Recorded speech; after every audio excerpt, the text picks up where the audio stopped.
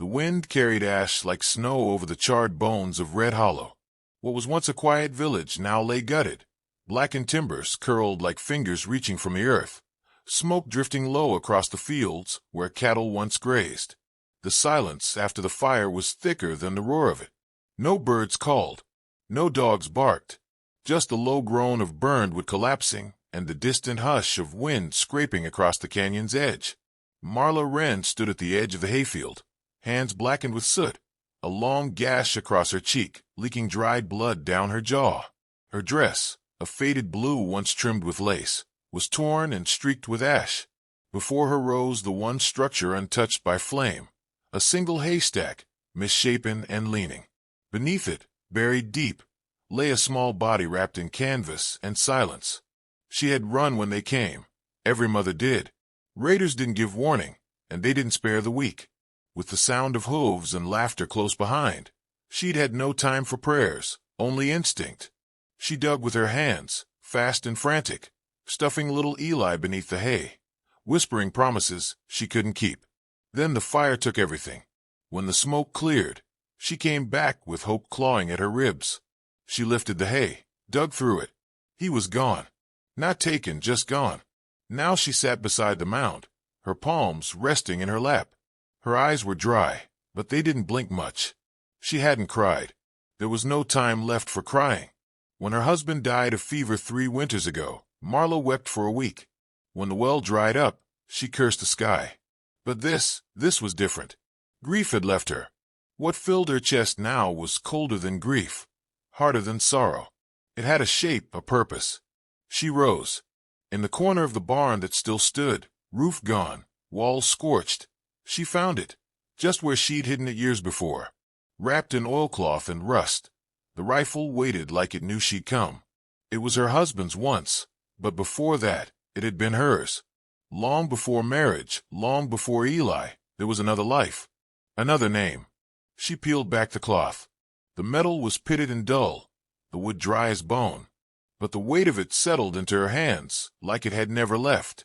She checked the chamber. 3 cartridges. That was all. In the distance, a dog barked once, and then went quiet. She looked west, past the scorched wheat fields, and into the basin where the earth dipped and twisted into canyon land. They would ride that way. That's where the traders moved, where the dry riverbeds became choke points, and the cliffs rose like jagged teeth. Raiders favored such paths. Dustwind Canyon was their next kill. Marla didn't need to ask where they were headed. Lane Birch didn't hide his intentions. He was a braggart, a man who believed cruelty was a kind of crown. When they rode in, 12 of them, he had stood in the middle of the square with a bottle of rye and a lit torch, laughed as he set fire to the chapel, shot a man just to hear him fall. She remembered his voice clearly, cutting through the panic. "We ride for Dustwind come dawn. If the preacher's God's awake, he best take note."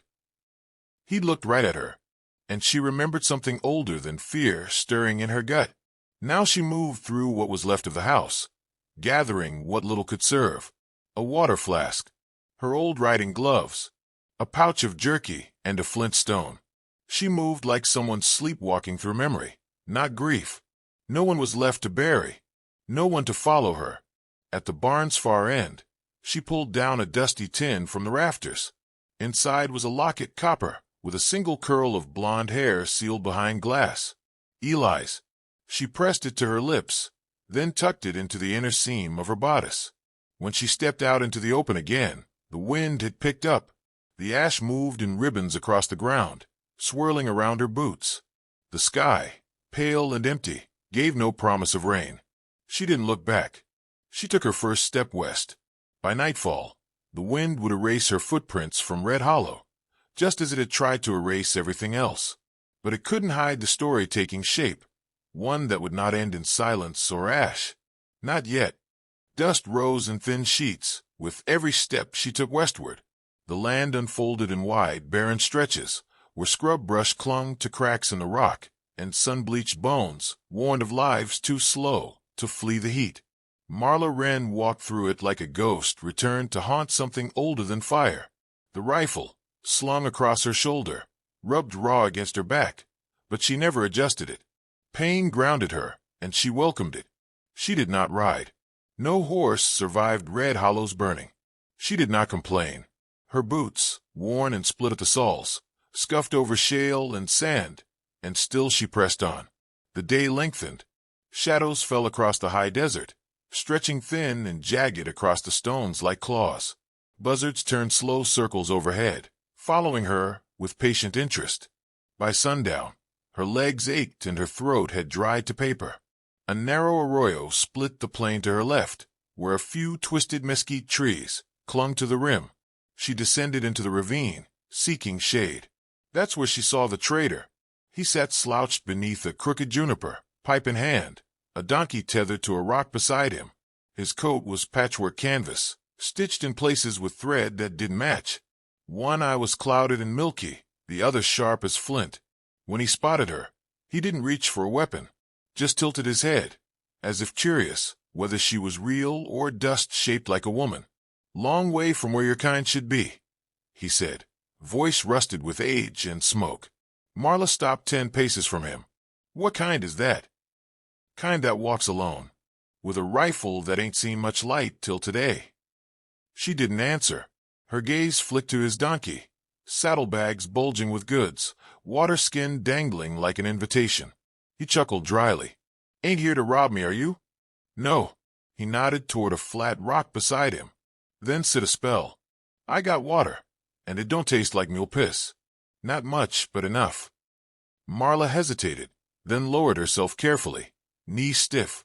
She took the flask he offered and drank slowly. The coolness startled her. She almost forgot what real water tasted like. "Name's Legay," he said, tapping his pipe against his boot. "Been trading up and down the canyon trails, near 20 years now. Seen all manner of men and women come through. You're different." She said nothing, watching the sun bleed over the horizon. Legay studied her face, the soot smudges, the set of her jaw. "You from Red Hollow?" She nodded once. His expression sobered. Heard smoke was rising that way. Heard Lane Birch and his bastards passed through, left nothing standing. "Sorry." "They didn't leave nothing," she said quietly. "They took everything." The trader leaned back. "Dustwind's next. You know that." "I do." "You plan to warn folk." "I plan to stop them." Legay raised a brow. "Alone?" She met his gaze. "I don't need help." There was silence between them. Coyotes howled in the distance, their cries thin as thread. "You ever kill a man?" Legay asked. Marla looked down at her hands. "Yes." He didn't ask how or when. He just nodded, thoughtful. "Then I reckon you'll understand what kind of ghosts that leaves behind." She stood. "I've got no more room for ghosts." The trader watched her gather her things. "Donkey's too old for a hard trail, but he'll carry you part way. Take him." "I don't take what isn't offered." "I am off errand. You don't make it to Dustwind quick. There won't be nothing left to save." He paused. "Besides, something in your eyes tells me you'll do what needs doing. That's rare in these parts. I'll sleep better knowing you're ahead of him." She took the reins with a nod, whispered something only the wind could hear, then led the animal up out of the arroyo and back into open land. The donkey plodded steady under her. The stars came out.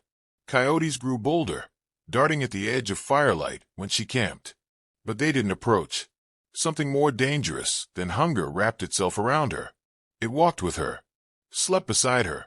3 days passed before Dustwind Canyon rose before her like a beast's open throat, narrow, crooked, flanked by cliffs that could trap wind or men. Below, dry riverbeds twisted like veins, and patches of cracked clay gave way to gravel and shale. It was the perfect place for an ambush and a massacre. She scouted the cliffs first, choosing paths only goats would tread.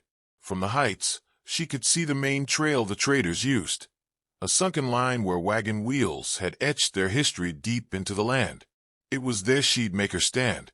Each step down the cliffside was deliberate.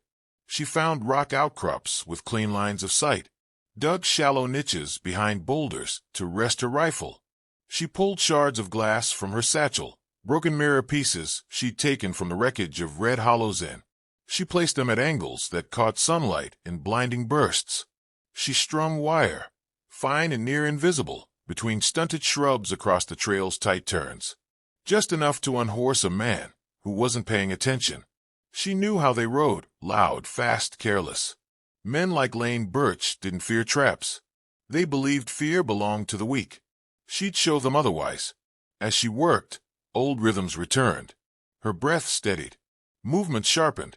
There had been a time when she'd performed before crowds, sharpshooting tricks, spinning rifles, shooting coins from strings at 30 paces. Back then, she wore feathers in her hair and smiled for drunks who never remembered her name. But behind the theatrics had always been skill. Real skill. She'd buried that life beneath motherhood in dust. Now it clawed back to the surface, lean and hungry. By nightfall, her traps were set. She nestled into a hollow near the canyon wall, wrapped in a blanket that still smelled faintly of ash. The donkey was tethered behind her, hidden in brush. The wind shifted. She could smell them now. Dust, leather, gun oil. They were close. She checked the rifle again, loaded with care, the stock pressed against her shoulder like an old friend whispering a welcome home. They torched Red Hollow and rode away laughing. They had no idea who they'd left alive. They came just as the sun began to lower, 12 riders, silhouettes cut from flame and arrogance. Dust rose behind them in a golden haze, trailing like a banner of conquest. At their center rode Lane Birch, tall in the saddle, black coat flapping like wings behind him. His hat was wide, shadowing his face, but Marla knew the shape of his grin. She'd seen it when the chapel burned, when he lit the fuse to her world. From her perch above the canyon trail, she lay silent, body pressed against the warm rock, eyes narrowed behind dust-smeared lashes. Her breath came slow. She watched them through the mirror shard she'd angled just right. It caught the trail, twisted the light. Enough to blind. Enough to buy her seconds. Seconds would matter. Birch's men rode with their rifles slung low and loose, unaware. They didn't scan the ridges. They didn't ride in formation. They laughed, spitting into the wind, believing the road was already theirs. Why not? Red Hollow had folded in minutes. Dustwind would do the same. They passed the first wire. Too high for hooves, too low for sight. The sixth man caught it. His horse screamed, reared. The rider flipped end over end, striking the ground with a wet crack. Chaos snapped the column in half. Marla didn't wait. Her first shot echoed off canyon walls like a thunderclap. The man who'd bent to help the fallen dropped with a hole between his shoulders, still reaching. She worked the bolt with precision, sliding another round into place. Fired again. Another dropped. The canyon erupted. Yells bounced off the rocks, curses and panic, and gunfire wild and without aim. Birch shouted commands she couldn't hear clearly, but they had no cover. The trail was too narrow. Her perch was too well chosen. Her bullets fell like judgment. A few tried for the cliffside, scrambling to climb, returning fire without focus. She kept low, waited, watched shadows move, then fired again. A scream followed. Another fell backward, body tumbling into the ravine. 7 remained. She felt the heat rise around her, the metal of the rifle warming in her hands. Sweat rolled from her temples, mingling with soot. Her pulse thudded in her ears, but her hand stayed steady. Then came silence. They ducked behind the wagon near the bend, out of her line. She shifted position, slow and deliberate, finding the next mark. One of them peeked around the edge. She fired. Missed. Dust kicked up inches from his face. He ducked back. They were learning. She crawled back from the ledge, circled around the outcrop, to a second nest she'd prepared earlier. It gave her a side angle. She waited. Minutes passed. A hawk cried somewhere high above, wings wide against the amber sky. Then Lane Birch stepped into view. No rifle, just a pistol low on his hip and a sneer on his lips. He didn't raise his voice. He didn't shout threats. Instead, he looked up at the cliffs and said, calm as a preacher on Sunday, "You've got gall, stranger. I'll give you that." Marla said nothing. "You're killing. My men like wolves kill sheep. And wolves, they always think they're smarter than the shepherd." He paced, hands behind his back. "But the thing about shepherds, They carry long knives. Still she said nothing. The rifle nestled into her shoulder. He stopped walking, stared up at the rocks with something like amusement. Come on down. Let's see your face. Let's see the killer of Red Hollow's wrath. Then he reached into his coat and pulled out something small. He held it high between his fingers. A copper locket. Her breath hitched. I figure someone might come after me, he said, still smiling. Didn't expect a woman. But when I found this near the haystack, I thought, someone buried deep. Real careful. A mother's kind of care. He turned the locket over in his hand. Boy wasn't there when I checked. Might have run off. Might still be running. He was lying. She knew it. Her stomach turned, but her eyes never left the sight line. You want this back, he called. Come earn it. Her finger tightened on the trigger. Then he tossed the locket into the dust. The shot tore through the air. Missed his head by inches. He flinched, drew fast, but not fast enough. Her second shot caught him high in the arm, spinning him sideways. He cursed, stumbled. Gun clattered to the ground. Now the others rose, returned fire, bullets cracking off stone. Marla ducked low. A fragment tore across her shoulder, burning hot. She grit her teeth, moved. She had one bullet left. She waited. Footsteps on gravel. One of the men climbed fast, gaining ground, close now. She reached for the small knife at her belt. The moment his hand crested the ledge, she slashed. He screamed, lost balance, tumbled backward with a heavy thud. Then silence again. Birch groaning in pain below. She moved for her final position, 50 paces left of the first. From here, she saw them all, clustered behind the wagon, 5 now, frightened and sweating. She aimed, fired. A man screamed, dropped. For left. She didn't have to kill them all. She just had to kill their nerve. And by the way they ran, dragging Birch, leaving rifles, not even looking back. She knew she had. They scattered into the canyon dusk, the same way buzzards scatter when the dead rise. When the echoes died, she descended. Step by step, blood dripping down her arm, breath shallow. She passed the locket in the dirt, picked it up, held it close. Eli had never been found. But something told her she'd find him yet. Just not tonight. Night fell cold and quiet over Dustwind Canyon. The rocks no longer burned with sun, they whispered with wind, each gust carrying away the last echoes of gunfire and pain. Marla sat with her back to the canyon wall, the locket clutched in her dirt-caked hands. Its chain broken, but its weight unchanged. Blood from her shoulder soaked into the fabric of her sleeve. She didn't dress the wound. Not yet. Below, the remains of the skirmish cooled in silence. For bodies sprawled along the trail, limbs twisted in unnatural ways. The others had fled into dusk shadow, dragging Lane Birch with them, wounded but breathing. She had let them go. Not out of mercy, out of purpose. Dead men couldn't carry stories, but cowards could. They'd ride into the next town with tremors in their bones and her name on their tongues, whispering of a ghost woman who walked out of fire, who turned canyon stone into a fortress, who hunted the hunters. And that was worth more than any bullet she could fire. She moved slowly now, exhaustion settling in her bones like ash after a blaze. Her body ached, her fingers stiff around the rifle, but her eyes remained alert. A lone howl echoed across the canyon rim, distant but watchful. Coyotes would come with the dark, picking through what the gunfire had left. She didn't fear them. They understood the rules of this land. Kill fast. Stay low. Eat only what you've earned. At dawn, she buried the dead. She didn't know their names. Didn't care. Still, she gave them rocks over the faces and dirt over the chests, same as she would have wanted for her own. She left no markers, only silence and the buzz of flies beginning their cruel work. When she stood from the last grave, her muscles screamed, but her heart felt strangely lighter, as if the weight of vengeance, once carried so tight, had shifted. She mounted the old donkey, who hadn't wandered far, and turned back toward the open plains. Dustwind had been spared. For now, the sun climbed higher, warming the back of her neck. Somewhere behind her, stories would begin, of gunshots that cracked across stone, of a woman no one had seen before, who fought like she'd been born in the crosshairs. A few would call it nonsense. Others would nod, remembering the way fear smells when it rides fast on horsehide. By midday, she crossed the riverbed where the mesquite grew thick and green. Birds scattered from the branches. She paused there, eyes scanning the brush. A flicker of movement.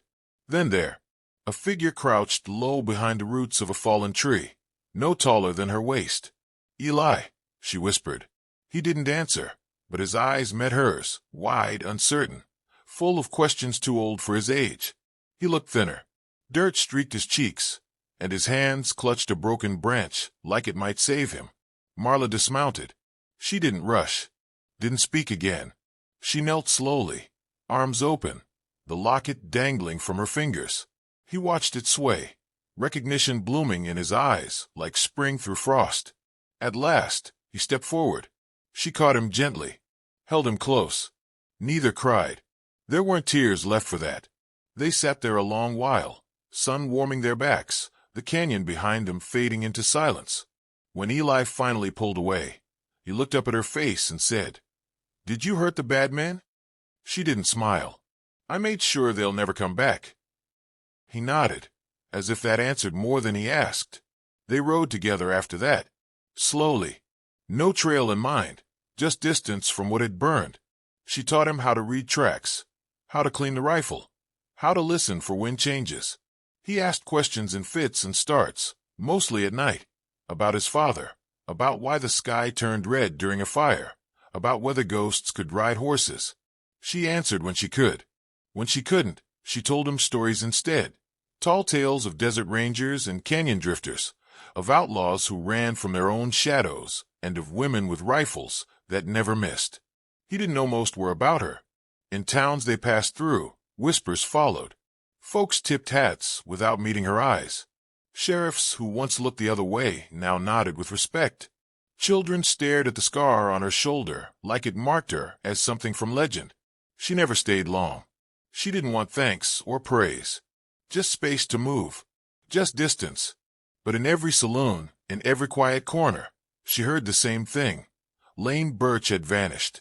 Rumors claimed he'd lost his arm. Others said he'd gone mad. Hearing footsteps in the dark, dreaming of a woman with burning eyes. No one had seen him since the canyon. That was enough. Marla never told Eli who she'd been before. Never spoke of the stage, where she spun rifles for silver, or the crowd's roar when her bullet split a playing card midair. She didn't need to. He watched her fire once, years later, to protect a rancher from 3 road thieves. Then he understood. By the time he grew tall enough to ride his own horse, folk had stopped calling her by name. They called her the widow of Dustwind. And when the wind kicked up just right, swirling the dirt in long coils across the plain, some swore they saw her silhouette riding alone, rifle slung, coat trailing, eyes fixed on a horizon only she could see. They say legends die, but legends, like her, ride alone, so they never have to.